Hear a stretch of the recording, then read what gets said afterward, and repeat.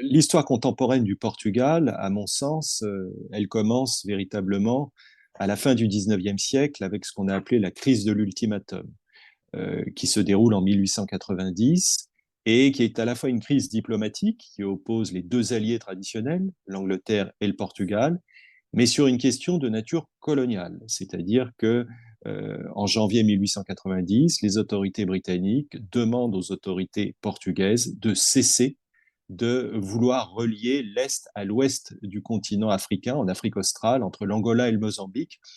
Pourquoi? Parce que ça vient en contradiction de leurs propres intérêts à eux, les Britanniques, et notamment cette liaison nord-sud qu'ils veulent réaliser entre le Cap et le Caire.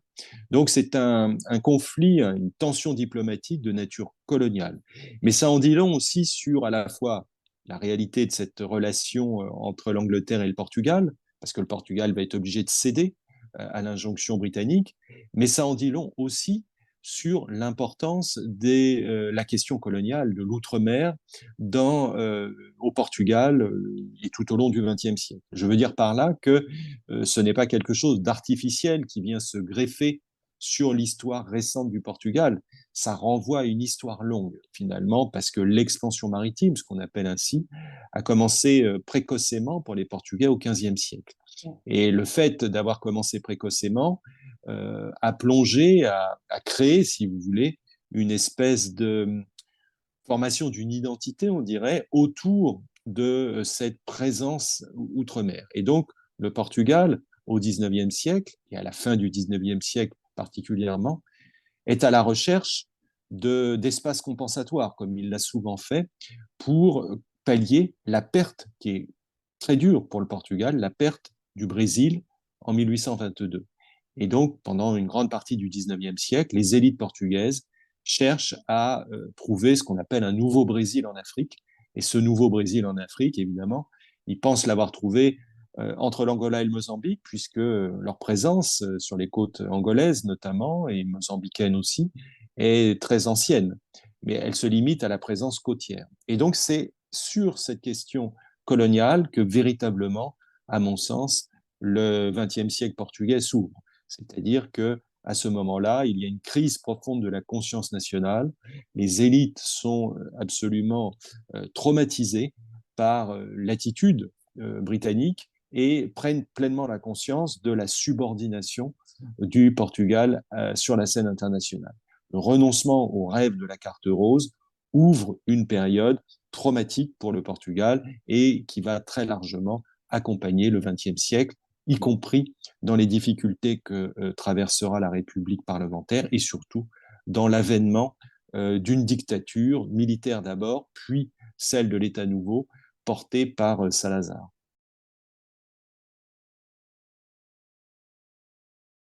De l'avènement de la dictature de Salazar et du lien avec les questions relatives à l'indépendance et aux guerres, ce qui va devenir les guerres coloniales. Euh, Salazar est arrivé au pouvoir d'abord en 1928 comme ministre des Finances et surtout comme président du Conseil en 1932. Il a mis en place une dictature, un régime qu'il a appelé l'État nouveau, qui était là pour créer un dispositif institutionnel visant d'une part à limiter les libertés publiques, lui donner des pouvoirs importants à lui, président du Conseil, avec donc tout un système juridique, judiciaire, policier, qui était là pour contrôler les Portugais, les empêcher de protester, donc un système oppressif. Et puis, il y avait aussi au cœur du dispositif de l'État nouveau ce qu'on a appelé l'acte colonial, qui avait été promulgué en 1930, qui va être intégré à la constitution de l'État nouveau et qui décidait que il était de l'essence de la, si vous voulez, du parcours historique du Portugal de posséder des colonies et d'être présent outre-mer. Et cette constitutionnalisation, en quelque sorte, du fait colonial allait accompagner tout le régime. Dans les années 50, face aux critiques qui commençaient à poindre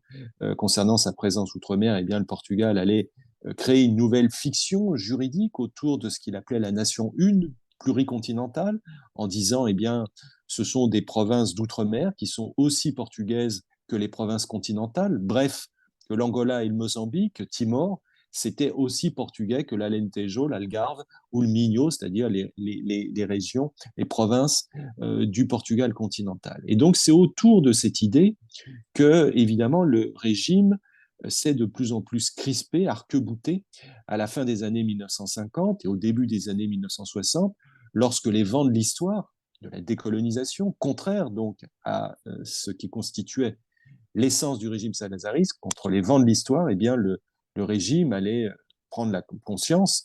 que c'était de plus en plus difficile et allait mener une politique jusqu'au boutiste, considérant, comme Salazar, que si le Portugal perdait ses provinces d'outre-mer, c'est-à-dire ses colonies, eh bien, il cesserait d'exister. Et donc, c'est autour de cette idée que les guerres coloniales se sont développées dans les années 1960 et ont entraîné d'une certaine manière la chute du régime, le renversement du régime. Donc le régime ne s'est construit en partie à l'origine sur la volonté de renouveler ou de régénérer la nation portugaise, comme il disait à l'époque, c'est-à-dire de lui conférer la grandeur qui a été perdue. Et le Portugal n'était pas un petit pays, comme disait la propagande du régime salazariste dans les années 30. Donc c'est construit en partie sur cette question d'une renaissance nationale autour du fait colonial. Et évidemment, il a été entraîné jusqu'à sa chute dans cette logique qui le poussait à vouloir préserver coûte que coûte ce qui, à ses yeux, constituait l'essence même du Portugal et sa capacité de ne pas être un petit pays. Donc c'est autour de cette question coloniale que véritablement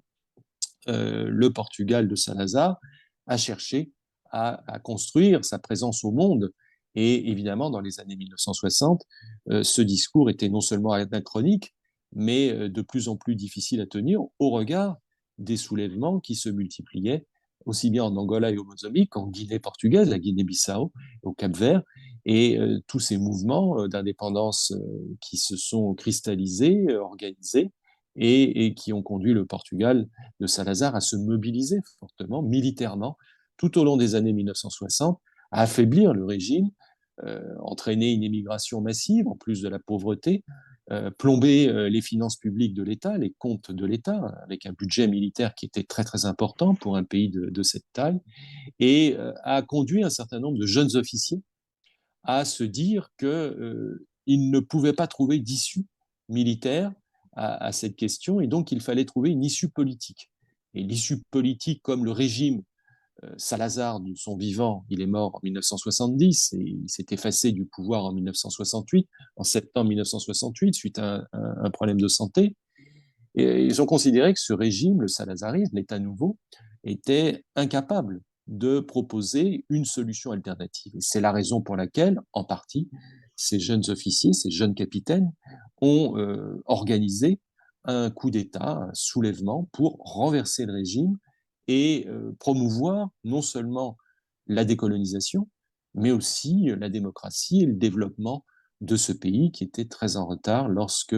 la révolution des œillets se produit le 25 avril 1974.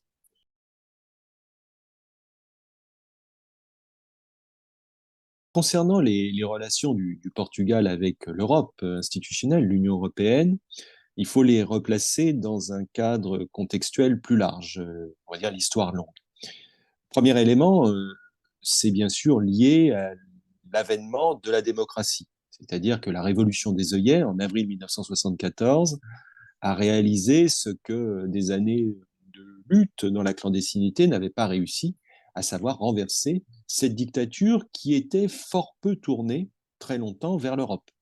C'est une dictature qui avait privilégié d'une part la relation avec les colonies, l'outre-mer, l'Empire, parce que c'était constitutif de l'idée de grandeur que se faisait le régime salazariste, et d'autre part, après la Seconde Guerre mondiale, le régime salazariste avait été admis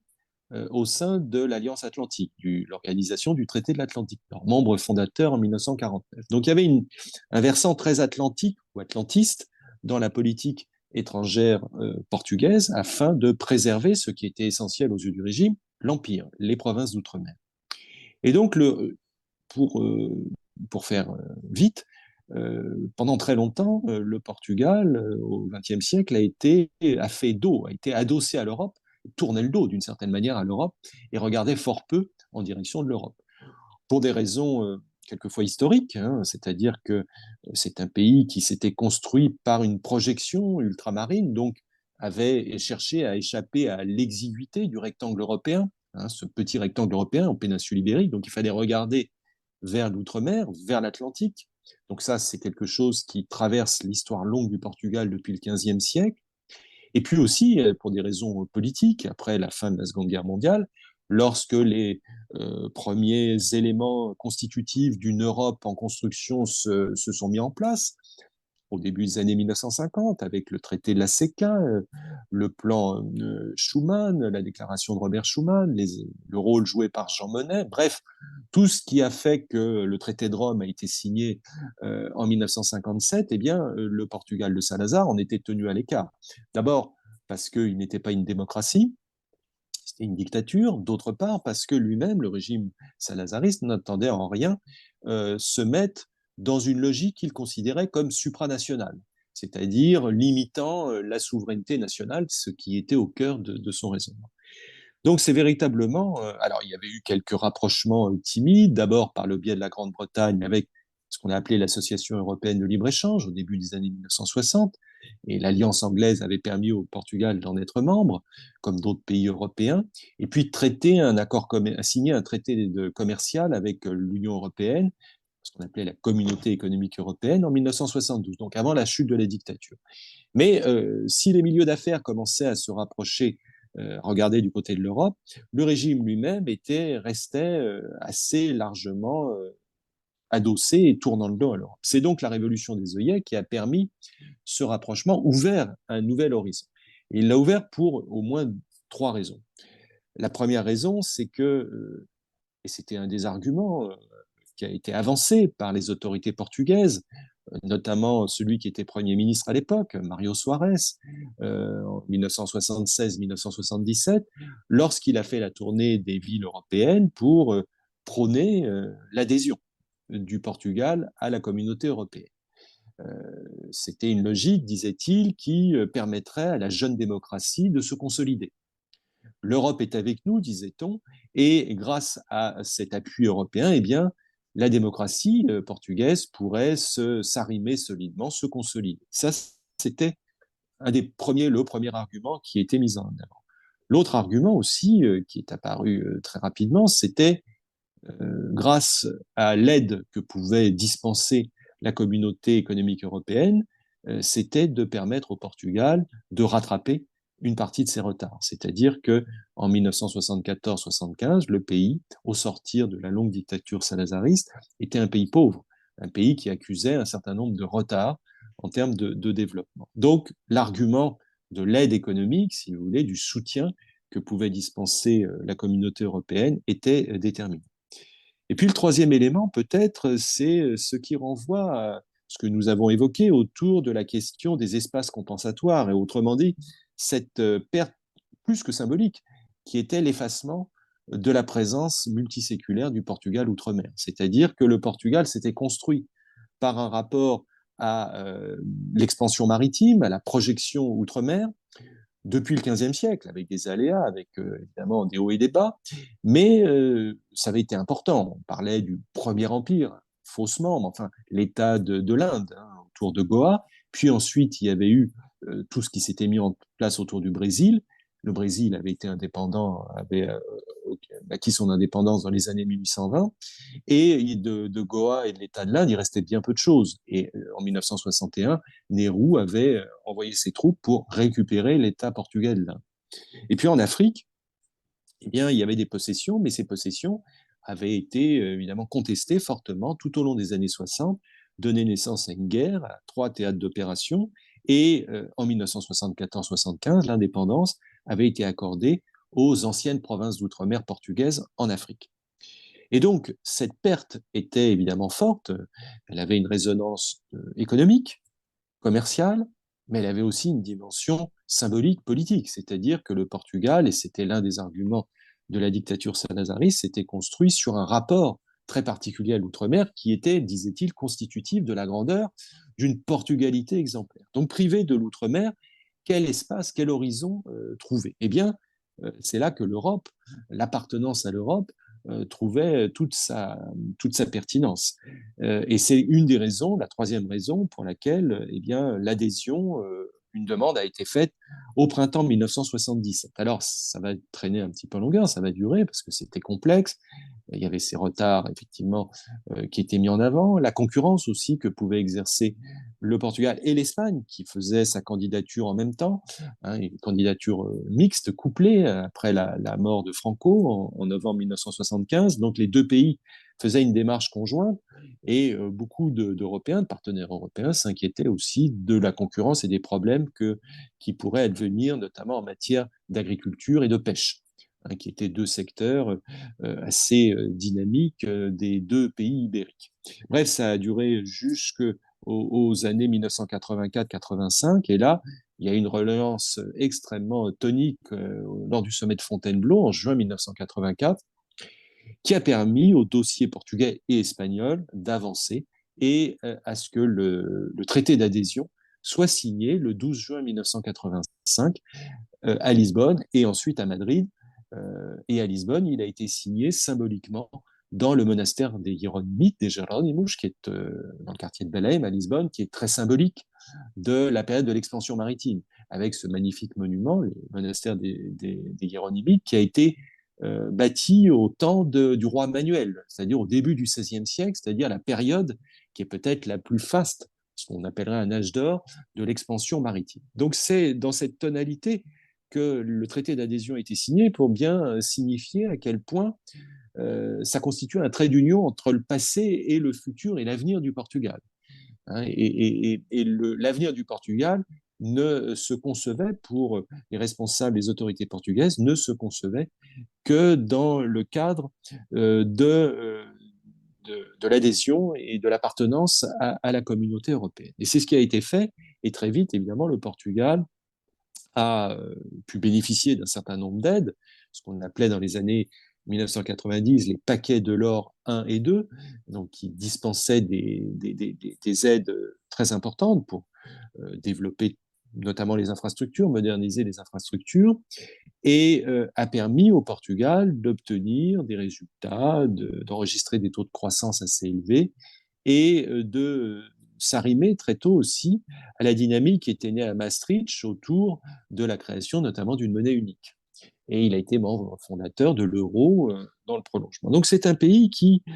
sans avoir été, par son histoire, très tourné vers l'Europe, au moins depuis l'expansion maritime, depuis le Moyen Âge, la fin du Moyen Âge, même si ses origines sont européennes, péninsulaires, ibériques, c'est un pays qui a découvert en quelque sorte l'Europe et s'y est pleinement intégré au point d'être aujourd'hui l'un des pays où le sentiment européen est certainement l'un des plus prononcés à l'échelle du continent, c'est-à-dire que les bienfaits de l'adhésion sont considérés comme supérieurs aux inconvénients qui en découlent, et notamment dans les années 90 et dans les années 2000, ces restructurations de secteurs économiques qui ont été menées tambour battant et créé des tensions, et notamment sur le plan social, avec des taux de chômage élevés, puisque ces secteurs qui étaient jugés comme vieillissants ou assez insuffisamment productifs, ou du moins ne plus rentrer dans les priorités parce que l'Europe avait aussi bénéficié de bases arrières et disons de secteurs de pays où les coûts de production étaient moins élevés que dans les pays européens, eh bien tout ça a conduit évidemment à un certain nombre de tensions, notamment sur le plan social, économique, avec en point d'orgue la crise des fonds souverains, des subprimes, à la fin des années 2000, qui a de 2008-2009, qui s'est traduit par une crise très grande, très forte, très dure au Portugal au début des années 2010 et qui a conduit le pays à demander l'aide, un soutien financier de ce qu'on appelle la Troïka, notamment de l'Union européenne, de la Banque européenne et puis du FMI, pour l'aider à sortir de cette situation, une période très dure, très mal vécue, et qui n'a pas complètement érodé le sentiment européen, mais qui a conduit certainement à une prise de conscience et que les automatismes, c'est-à-dire que cette espèce de linéarité, de logique que je viens de décrire des années 76, 84, 85, qui faisait que pour les élites, une grande partie des élites, euh, le lien naturel devait s'établir avec l'Europe, eh bien, cette logique a été un peu ébranlée à la lumière des crises qui sont survenues dans les années au début du XXIe siècle. Et là, aujourd'hui, le sentiment européen reste fort parce que il y a cette conscience que les bienfaits quand même sont supérieurs, mais avec des points de crispation, d'incertitude et aussi une vigilance accrue de façon à ne pas être laissé pour compte, si vous voulez, dans cette construction européenne, et notamment avec les questions liées à l'élargissement, et surtout lutter contre l'image négative qui est souvent accolée aux pays d'Europe du Sud. Et on se souvient tous de l'acronyme, enfin de la désignation très péjorative euh, qui était utilisée il y a encore quelques années, les pays du Sud qu'on appelait de l'Europe, on appelait les pigs, hein, c'est-à-dire pour désigner le Portugal, l'Italie, la Grèce, l'Espagne, de manière très très péjorative, très condescendante, et qui évidemment a laissé quelques traces, quelques séquelles au Portugal et dans les pays concernés.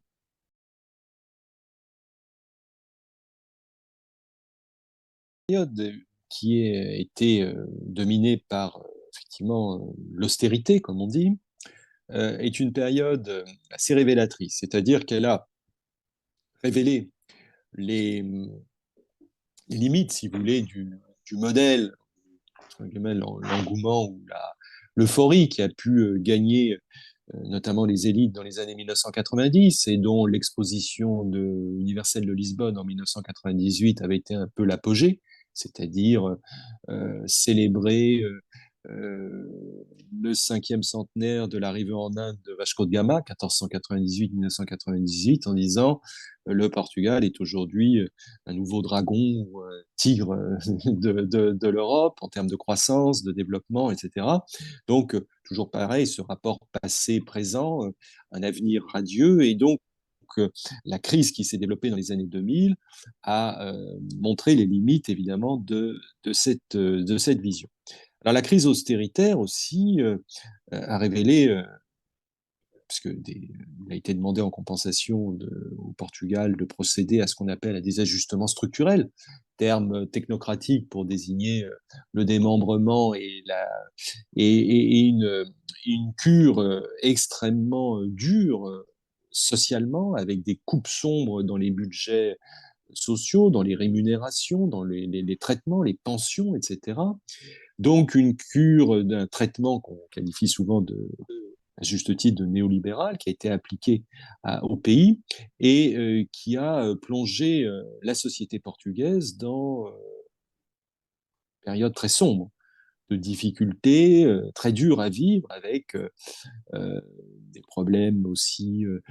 non seulement de rémunération, de chômage, de précarité, des problèmes en termes de logement, hein, qui restent un des points très problématiques au Portugal. Bref, une période de 4-5 ans qui a laissé des séquelles très dures et qui a même provoqué des levées de boucliers, hein, au Portugal, avec beaucoup de manifestations qui étaient là pour, comme on disait, demander à la Troïka d'aller se faire voir, quoi. Et je le dis en termes élégants, ce n'était pas la formule qui était utilisée dans ces manifestations. Il y a eu donc des soulèvements très, très nombreux, et il a fallu un changement politique, de nature politique, en octobre 2015, pour que cette lecture très austéritaire, euh, d'autant plus mal vécue qu'elle renvoyait aussi à un passé lointain, mais pas si lointain que ça, de la dictature, où le dictateur Salazar avait mis en avant toujours cette logique de vivre chichement, c'est-à-dire de vivre à l'économie, en faisant des économies, et donc en développant un discours austéritaire tout au long, une grande partie de la période que couvre la dictature salazariste. Donc, c'était extrêmement difficile. Et donc, ce changement politique a permis de desserrer un peu l'étau, parce que aussi le contexte international s'y prêtait un peu mieux. À l'époque, la baisse, euh, ça fait rêver aujourd'hui, la baisse des prix de l'énergie notamment avait un petit peu eu des répercussions importantes. Et puis, la croissance était revenue avec ce qu'on a appelé un peu improprement le miracle portugais. Mais disons que il y a une volonté politique de faire une relance un peu contracyclique par la demande, donc par la consommation, donc en augmentant le pouvoir d'achat, c'est-à-dire en augmentant notamment le salaire minimum, hein, qui a grimpé de moins de 500 euros à aujourd'hui plus de 700 euros, ce qui est à la fois bas par rapport à la moyenne européenne, mais aussi beaucoup plus élevé par rapport à la situation qui existait il y a encore 7 ans. Donc, des mesures de ce type ont été prônées, ont été mises en œuvre, avec un cadre politique original, ce qu'on appelait la geringonça, c'est-à-dire une espèce d'alliance jugée brinque-ballante entre les différents partis de gauche au Portugal, avec comme Premier ministre Antonio Costa, qui est toujours Premier ministre, hein, premier secrétaire du Parti socialiste, et qui a incarné cette période de sortie, de tourner le dos à l'austérité. Alors, est-ce que pour autant la situation est aujourd'hui parfaite et que tout va pour le mieux? D'abord, il y a eu cette crise sanitaire dont on n'est pas complètement sorti, que le Portugal a plutôt assez bien géré, à part un ou deux pics, et notamment un rebond assez problématique en janvier-février 2021, qui a été là, facteur d'inquiétude et qui a mis en tension tout le système national de santé, hein, le système national de santé qui est un des acquis de la période post-révolution des œillets, parce qu'il n'y avait pas de système gratuit de ce type universel au Portugal du temps de la dictature. Donc c'est un acquis de la démocratie, mais évidemment avec des moyens qui n'étaient pas démesurés, quelques coupes sombres déjà qui avaient eu lieu les années précédentes sur les équipements hospitaliers, etc. Et donc, ces crises sanitaires ont montré voilà, que très vite, ce système pouvait se retrouver en tension, en fragilité. Mais bon, pour l'essentiel, ça a tenu bon. Et pour l'essentiel, hormis le pic de rebond du début de l'année 2021, la crise sanitaire a été gérée avec méthode, rigueur, application, sens discipline, on va dire, assez générale au Portugal, et bon, qui a conduit à endiguer la chose et à obtenir des résultats en termes quantitatifs qui étaient plutôt au-dessus de la moyenne des pays européens. Alors, ça a eu comme conséquence aussi un ralentissement très brutal, comme partout, de la croissance, en 2020 notamment. Celle-ci est repartie depuis, la croissance, à la hausse, supérieure à la moyenne européenne. Elle est en train de nouveau se tasser, mais se tasser de manière moins importante que dans d'autres pays européens, et avec des perspectives pour 2023, du moins c'est sur ces perspectives-là que le budget a été voté il y a quelques semaines au Portugal, le budget 2023, qui font état d'un taux de croissance qui a été jugé par l'OCDE et par les instances européennes un peu optimiste, mais supérieur à la moyenne européenne, et qui devrait permettre au Portugal d'obtenir, enfin de maintenir un flux d'activité et obtenir des résultats économiques à peu près honorable, mais avec un ralentissement fort. Et c'est au prix toujours hein, très persistant de problèmes récurrents dans les secteurs du logement, de l'habitation, hein, qui reste l'un des points très problématiques. Pour faire clair, pour parler clairement, le coût de la vie dans les grandes métropoles, dans les villes que sont les deux grandes villes principales que sont Lisbonne et Porto, est devenu quasiment insupportable, inaccessible à la majorité des Portugais qui n'ont pas les revenus qui leur permettent de se loger dans les centres-villes. Donc ils sont rejetés de plus en plus à la périphérie, loin des villes, ce qui induit ensuite des problèmes de transport, d'accès au quartier où ils travaillent. Bref, tout ça est très très problématique. Il faut savoir qu'au Portugal, une grande partie de la population est concentrée sur le littoral côtier, hein, c'est-à-dire la bande côtière qui va de Lisbonne à Porto. C'est là que se concentre l'essentiel de la population. Donc ça, c'est un vrai souci. couplé avec des phénomènes spéculatifs, immobiliers, avec l'Airbnbisation, comme on dit, mais c'est pas propre au Portugal, on l'observe dans beaucoup de capitales ou de grandes villes européennes, mais qui fragilise évidemment ce secteur du logement et qui pose un certain nombre de problèmes et qui interpelle à la fois les autorités nationales, mais aussi les autorités locales des municipalités concernées. Donc là, il y a ce problème du logement qui est qui est un souci vraiment important. Ensuite, autre volet qui fait problème, la question, on va dire, de la précarité du marché de l'emploi. C'est-à-dire que c'est un marché qui a été justement dérégulé ou réorganisé avec comme maître mot la précarité dans les années d'austérité.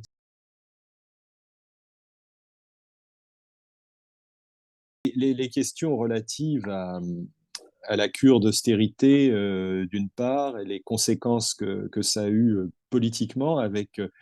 une sortie de crise par un changement de nature politique qui a permis une relance par la consommation contracyclique, qui a permis par l'augmentation du pouvoir d'achat de desserrer un certain nombre des taux. Mais une situation qui aujourd'hui reste encore problématique au regard d'un certain nombre d'éléments, dont la crise du logement, de l'habitation, qui est un vrai problème, la question relative aussi à la, le problème de la nature du marché du travail, donc une précarité qui reste forte hein, sur le marché du travail, donc multiplication des boulots précaires, de courte durée, voire obligeant, notamment chez les jeunes, à multiplier les contrats courts et superposer les petits boulots, ce qui les conduit souvent, et c'est un vrai problème avec la crise du logement, à rester longtemps chez leurs parents. C'est très au-dessus de la moyenne européenne, hein, souvent au-delà de 30 ans. Donc ça pose des problèmes de nature très nombreuses, très variées. Donc ça, ce sont des problèmes, on va dire, structurants. Il y a en revanche des améliorations, enfin des nouveaux élans qui ont été donnés sur des secteurs d'activité qui, comme on le dit souvent, sont montés en gamme, secteurs traditionnels, du liège, du vin, du textile, de la chaussure, des secteurs émergents comme le matériel, le vélo électrique, donc avec aussi ce qu'on appelle les startups, avec le Web Summit et tous ces dynamiques qui se sont créées au Portugal, qui ont créé à la fois de l'emploi, des emplois souvent plus qualifiés, mieux qualifiés, qui ont en partie permis de résorber cette émigration qui était repartie à la hausse dans les années 2011-2012 pour les jeunes, hein, plus de 100 000 départs annuels. Donc ça s'est un petit peu atténué, mais avec en toile de fond, et c'est peut-être l'un des problèmes, on va dire structurels, l'un des problèmes majeurs auquel se trouve confronté le Portugal, c'est celui de la démographie, du vieillissement de sa population, qui est une véritable source d'interrogation sur le moyen et long terme, puisque avec un taux de fécondité assez faible, parmi les plus faibles, 1,1, 1,2 femmes, enfants par femme, c'est un pays qui va se dépeupler, qui va perdre de la population. Il en a déjà un peu perdu, hein, puisqu'il est passé en dessous des 10 millions et demi d'habitants, et les projections font état à l'horizon, si les choses restaient sans changement, d'ici 30-40 ans, à une population qui s'établirait un peu au-dessus de 8 millions d'habitants. Euh, Au-delà évidemment des chiffres, il y a la question du vieillissement, où la part donc, de la population âgée de plus de 60-65 ans est croissante et donc pose un problème, un certain nombre de tensions sur la question relative aux retraites, aux pensions, etc. Et aussi, évidemment, à la configuration même du pays, et notamment dans les zones hors littoral, c'est-à-dire intérieures du pays, qui sont de plus en plus vieillissantes et qui se considèrent comme délaissées, avec en toile de fond là aussi des tensions ou des orientations politiques qui montrent qu'il y a une volonté très anti-système avec l'émergence d'une extrême droite qui est maintenant représentée au Parlement avec le parti Chega. Bref, tous ces éléments-là sont de nature à montrer les incertitudes et les limites de ce qu'on a appelé le modèle portugais, voire le miracle portugais dans les années 2016-2017 et avant la crise sanitaire. Et donc, c'est sur ces éléments-là aussi qu'il faut s'interroger même si, une fois encore, les indicateurs économiques sont plutôt meilleurs que dans d'autres pays voisins, avec des perspectives qui sont présentées comme supérieures à la moyenne européenne, avec une inflation aussi, et ça c'est un des soucis qu'on observe partout en Europe aujourd'hui, une inflation qui est forte, qui est élevée, autour de 7%, et avec aussi la question qui n'est pas propre au Portugal, mais qui pèse compte tenu de la dépendance énergétique du pays, la question du coût des énergies aujourd'hui. Donc voilà un ensemble, si vous voulez, d'interrogations, de questionnements qui sont là pour euh, tempérer, nuancer ce qu'on a pu appeler improprement le miracle portugais.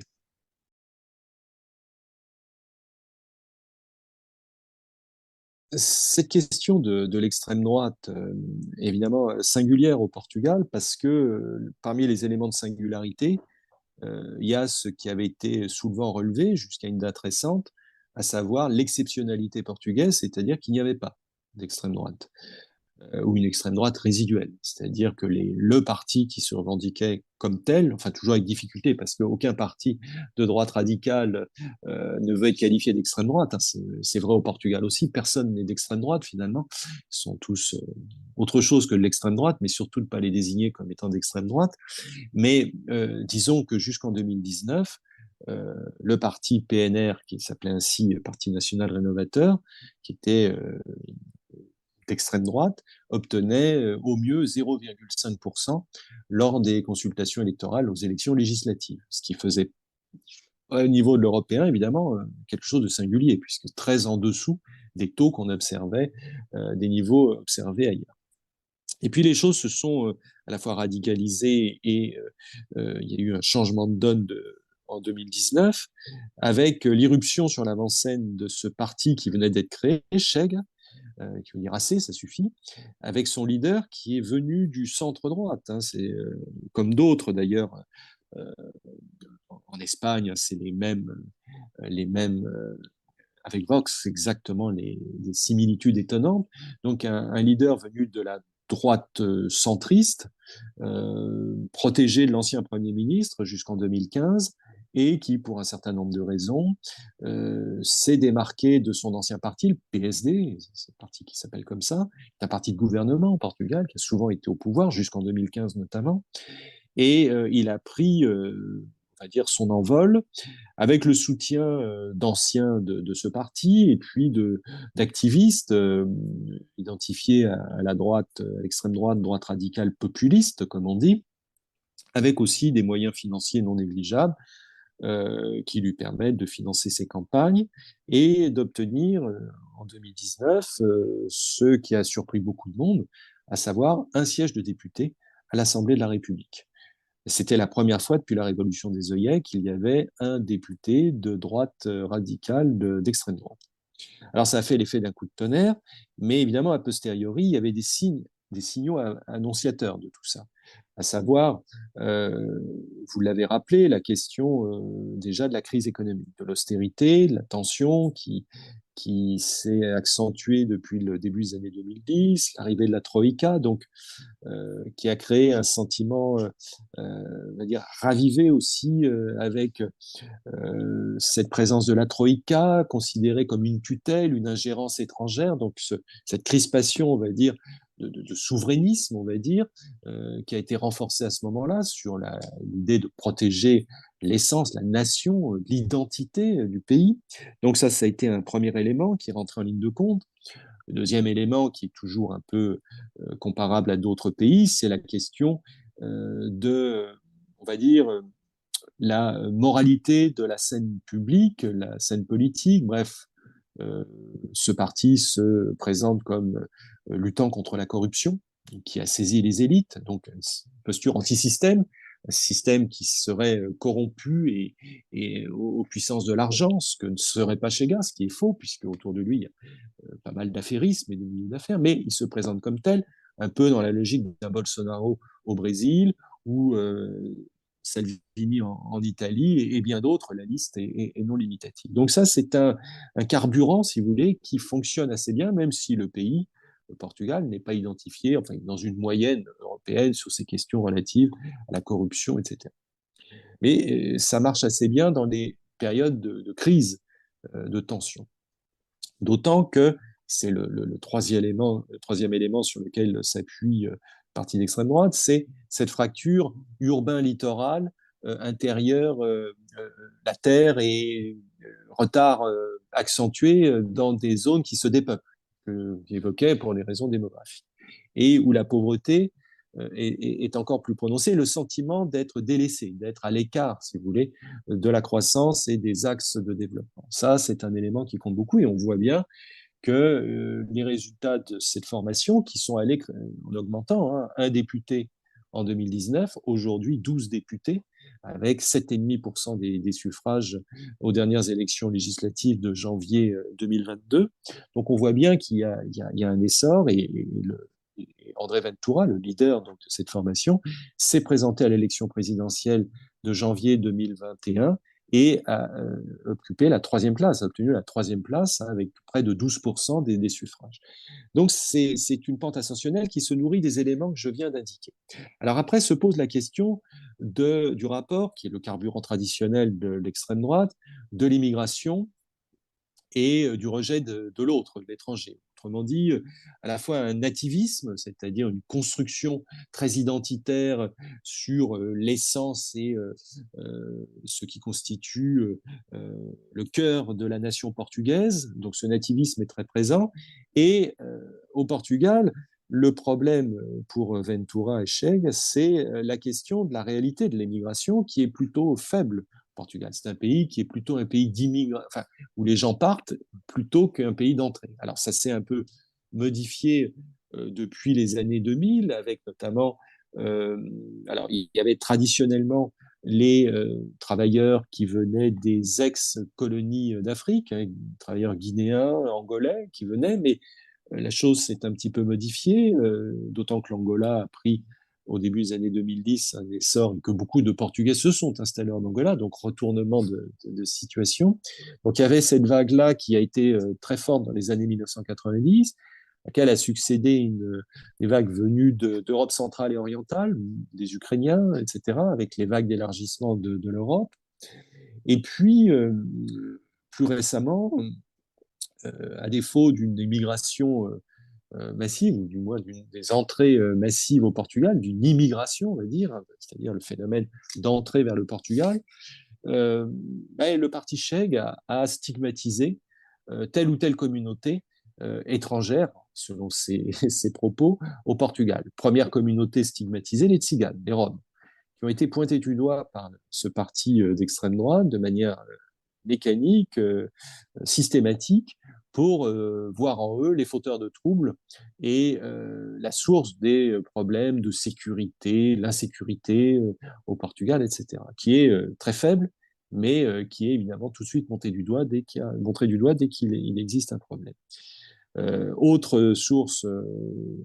pointée du doigt par Chega, c'est les anciens ressortissants des pays d'Afrique lusophone,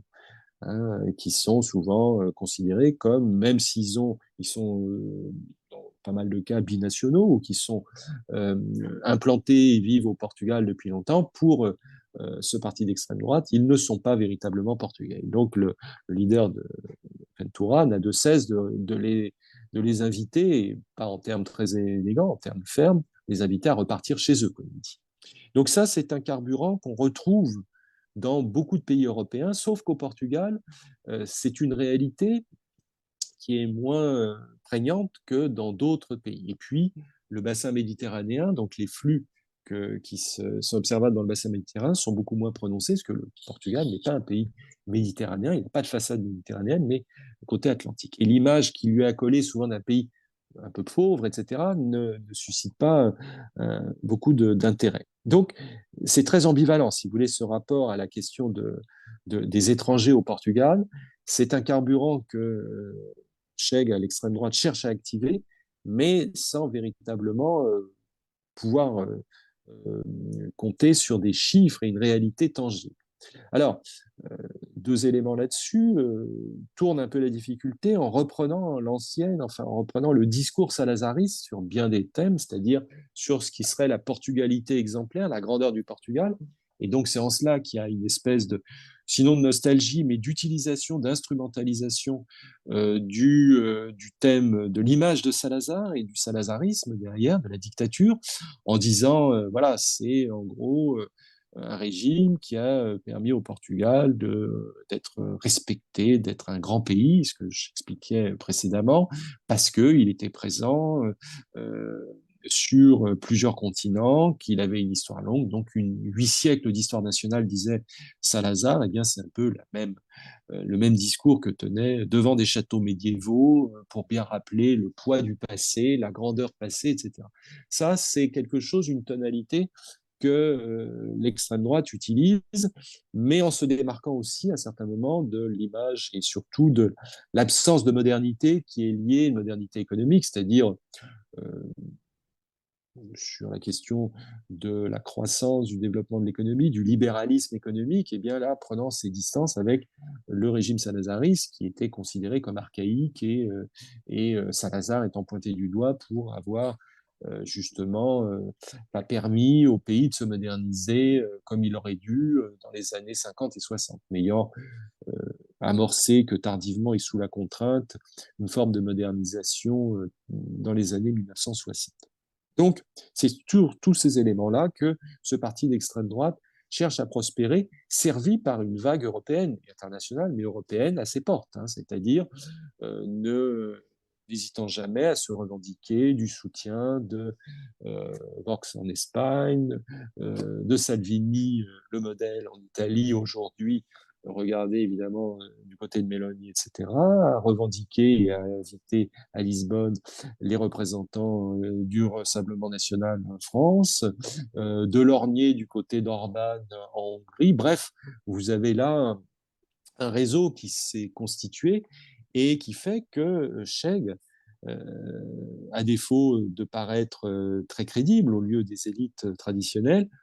a une audience qui n'est pas négligeable, activée sur le fond que je viens d'évoquer, hein, sur les ressorts que je viens d'évoquer, et relayée par les réseaux sociaux, les chaînes d'information continue, quelqu'un de médiatique, hein, son leader, qui, à l'instar d'un Salvini ou d'autres, voilà, un discours qui se veut cash, comme ils disent, sans embâche, sans détour, et qui dit la vérité qui serait cachée au Portugais depuis trop longtemps. Bref, tout un discours qui est assez rodé, assez huilé un peu partout en Europe, et qui évidemment trouve au Portugal aujourd'hui un terrain d'expression malgré, et c'est peut-être le garde-fou, mais un garde-fou qui se révèle aussi fragile, euh, le passé de la dictature, la mémoire de la dictature, cette importance de rappeler ce qu'a été le 25 avril 1974, c'est-à-dire cette journée qui a permis de renverser une dictature vieille de 48 ans, et donc qui interdisait les partis fascistes au terme de la Constitution, ou les associations de nature fasciste ou paramilitaires, etc., bref, pouvant mettre en danger, menacer la démocratie. Bref, un certain nombre de garde-fous avaient été pris, mais avec l'érosion du temps, avec le temps qui passe, on voit que, comme dans beaucoup de pays, ces garde-fous, ces digues, comme on a pu le dire, se révèlent fragiles.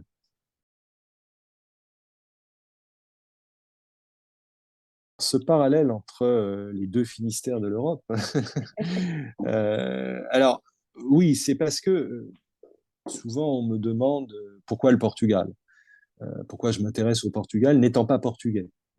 d'origine portugaise, de famille portugaise, etc. À la différence de la plupart des gens qui s'intéressent à ce pays de manière académique, c'est-à-dire universitaire, que ce soit en histoire, sciences politiques ou d'autres disciplines, soit ils sont portugais, soit, comme on dit, luso-descendants. Moi, je suis un peu l'anomalie dans le système, puisque je n'ai pas d'origine portugaise. Voilà. Donc, c'est un pays que j'ai découvert à l'âge de 20 ans. Et parmi les choses qui m'ont immédiatement séduite, fascinée, intriguée, alors que je n'avais pas de connaissances particulières de ce pays, de son histoire, de sa culture, de sa langue, hein, que j'ai appris ensuite et progressivement, c'est peut-être, et c'est en cela qu'il y a cette dimension finistérienne, c'est peut-être que j'ai ressenti au Portugal presque charnellement, intuitivement, instinctivement, des choses que je ne m'attendais pas à trouver et qui m'ont évidemment interpellé. Et ces choses qui m'ont interpellé, c'est évidemment surtout que les premières années où je suis allé, la première fois que j'y suis allé et par la suite, c'était sur la bande littorale, c'est-à-dire la bande côtière. Donc un rapport à la mer, dimension maritime, qui est très prégnante, très forte, et l'Atlantique, les côtes, comment elles sont découpées, plusieurs endroits, que ce soit au sud, vers l'Algarve, l'Alentejo, Sagres, tous ces coins-là. Donc c'est abrupt avec des falaises, etc. Et par exemple, du côté de Lisbonne, où je me suis retrouvé la première fois avec, très près de Lisbonne, un peu à l'ouest et un peu au nord-ouest de Lisbonne, la pointe la plus occidentale, la plus à l'ouest de l'Europe, qu'on appelle Cabo da Roca, qui est un promontoire, enfin sur la mer, avec un phare, etc. Et là, en regardant cette lande battue par les vents et avec ces falaises abruptes, je me suis dit, ça me rappelle quelque chose. Et ce quelque chose, c'est évidemment ce que j'ai pu observer, que je connaissais en Bretagne. Voilà. Et donc, euh, c'est vrai que cette dimension de la Bretagne, mon prénom en témoigne, hein, puisque c'est un prénom très breton que je porte, c'est l'illustration aussi de, voilà, de ces correspondances, ces analogies ou ces liens qui m'ont immédiatement séduit et qui m'ont conduit à vouloir en savoir plus parce que, comme me le rappelaient des gens de la famille, mon père notamment, ce sont de bons marins comme nous, me disait-il, comme nous, bretons. Et donc, cette dimension a certainement beaucoup joué. Voilà. Mais au début, je ne le savais pas. Vous savez, c'est quand une reconstitution, au, au début, on cherche à comprendre pourquoi, et c'est avec le temps qu'on essaye de rationaliser tout ça, de trouver des raisons. Et parmi ces raisons, je crois que celle-ci est une des plus avérées, des plus solides, pour expliquer cet attachement, cet intérêt pour le Portugal, un pays qui s'est tourné par sa géographie, par la force des choses, par sa construction politique, hein, pour ne pas être à la Castille, pour se protéger de ce voisin. Ben,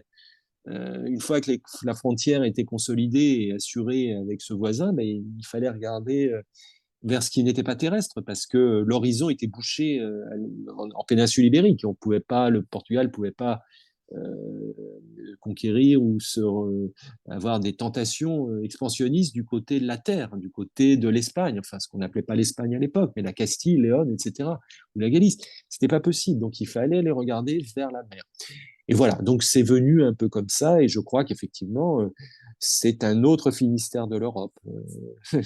Et cette analogie, elle est forte, et cette résonance, l'élément marin, aujourd'hui on dit beaucoup la diplomatie portugaise, met beaucoup l'accent là-dessus, le Portugal c'est la mer, et effectivement cette dimension maritime est très très forte, comme elle est très présente dans une région comme la Bretagne en France.